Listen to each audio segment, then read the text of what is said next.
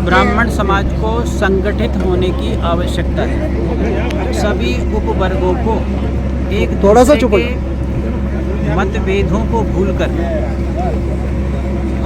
आपस में बेटी व्यवहार करना चाहिए।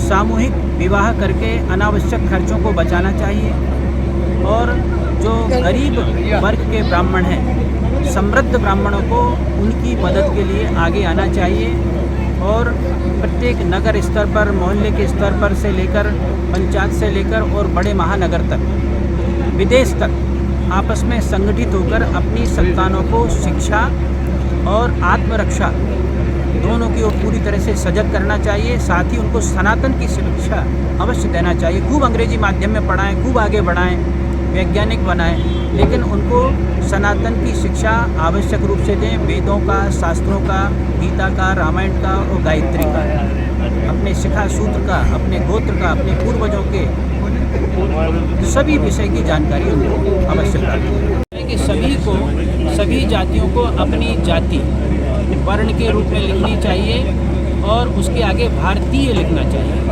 ब्राह्मण भारतीय, राजपूत भारतीय, क्षत्रिय भारतीय, कोई भी जाति का हो, आगे अपने भारतीय जरूर लिखे और अपनी जाति लिखे। इससे और मातृभाषा संस्कृत लिखे और दूसरी बोलचाल की भाषा हिंदी लिखे।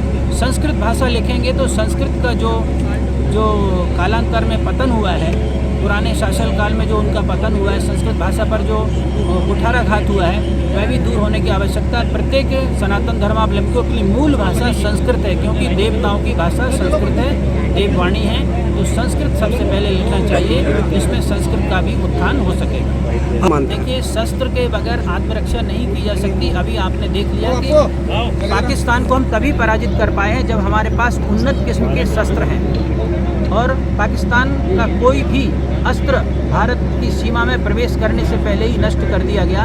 इसके कारण शस्त्र की शिक्षा परम आवश्यक है। विधर्मियों से उनको जितना खतरा हमको बाहर से, उतना अंदर से भी विधर्मियों से खतरा है। इसलिए अपने पास शस्त्रों की आवश्यकता और उसमें निपुणता की परम आवश्यकता है। ठीक।